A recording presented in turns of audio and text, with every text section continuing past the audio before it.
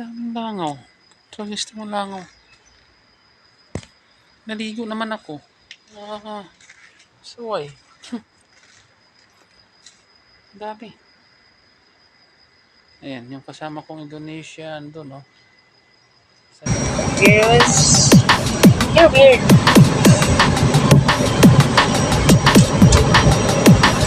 Okay. Tanawa man.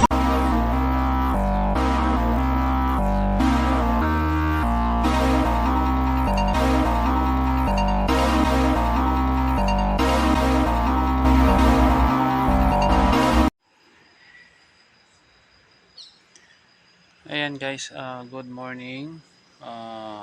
Tagal ko nang di nagba-vlog na talagang vlog. Mostly yung ginagawa ko short short video lang. Kaya yung vlog talaga na matagalan hindi na. Parang tinatamad na ako.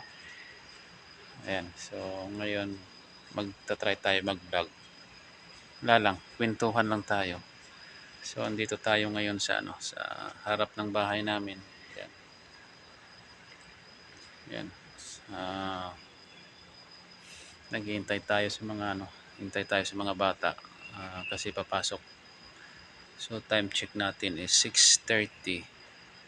So andito na tayo sa labas kasi aalis kami mga 7 o'clock. Ayan. Pagsabayin ko na yung 4 na bata. Dalawang school. Yung dito lang malapit tapos yung doon sa malayo. Ayan. So pagsabayin ko na. Dati dati unahin ko yung dalawa tapos balik dito tapos balik na naman sa kabila. Kaya lang iniba yung schedule ng school. Ayun, pagsabayin ko na. Ayan, so dito tayo sa labas. Ayan. Ayan, ang daming nakaparking ngayon. Yan din sa kabila. Ayan. Ayan. Ayan. So diyan may ginagawang may ginagawa yung tubig. Kumbaga sa atin yung water district. May nilad. Yan. So may ginagawa diyan kaya kahit saan na lang magpa-parking yung mga sasakyan. Yung langaw na to. Ayan.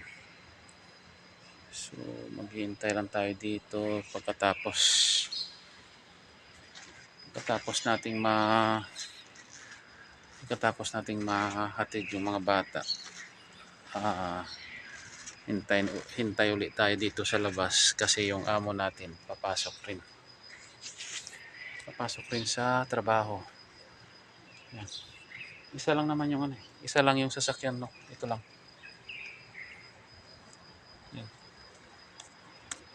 Yan lang yung sasakyan namin. So kumbaga hatid ko na lang sila lahat. Pero pag gabi yung amo ko siya na lang lumalabas niyan. Siya na lang mag-isa. Kung saan siya gagala, siya na lang. Yan. Buti nga at least kahit papaano yung yung trabaho ko magaan-gaan lang kasi nga yung mga anak ng amo ko bata pa. So hindi pa binibigyan ng authority ng nanay na gumala. Binibigyan naman ng authority na gumala pero may time limit. May time limit na hanggang ganitong oras lang. So at least di kagaya sa ibang driver dito na talagang talaga kahit madaling araw gumagala pa. So at least yung sa akin is bata pa, high school pa lang, so hindi pa binibigyan ng authority ng nanay. Talagang minomonitor pa ng nanay. Paggabi na pinapauwi na. Yan. So yan, kahit pa paano nakaluwag-luwag sa trabaho. Yung doon sa dulo katabi nito ng bahay Turkish Embassy. Consulate yata, embassy. Basta ganun. Turkey Consulate. Ayan. So hintay lang tayo dito dahil maya ilalabas na yun ni Ian. Yung kasama ko dito sa trabaho sa loob ng bahay.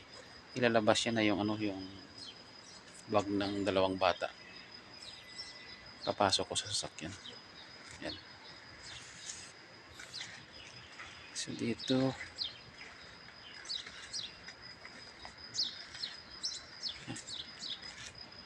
ayan o. Ayan, binigyan lang ng maliit na daan.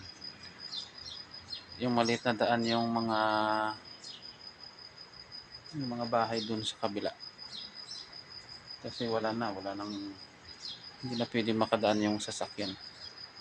Kasi talagang binutas nila yung gitna nito. Ayan. Ayan o, bulbo. Ayan, ayan. Yan lang. So lahat ng parking dito. So may vacant sa hindi pa ginagawa. So pagdating ng gabi, siksikan kami dyan. Unahan ng park. Kahit saan lang nagpa-park. Tapos pagdating ng umaga, aalis din lang kagad. Kahit dito sa harap namin, pag hindi mo lagyan ng harang na para sa'yo yan, talagang may magpa-park talaga. Ganyan. Daming langaw. Tragis mo langaw. Naligo naman ako. Suway. Dami. Ayan, yung kasama kong Indonesian doon, oh. Saan ba? Makikita ba? Ayan lang, yung ulo lang makikita. Yun, ulo lang. Ayan, ulo na wala ng buhok, yung dulo, yung bunbunan. Ayan. Ayan, so yung sasakyan ko, hindi ko na ito nalinisan ngayong araw. Malinis naman. Kasi kagabi inano ko na ito eh. Nilinisan ko na kahapon ng umaga, tapos ng gabi nilinisan ko rin, kaya yun, ngayon malinis na. So itong umaga hindi ko muna ito pupunasan. Kasi pag punasan ko ito ngayong umaga,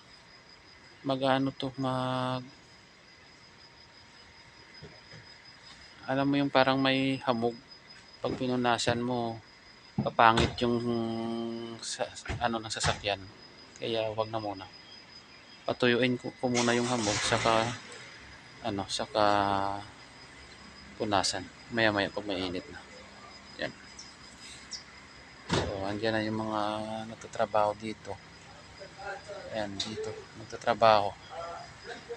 Ayan, so ayan mga banong, so hanggang dito na lang muna yung vlog ko. Bye bye.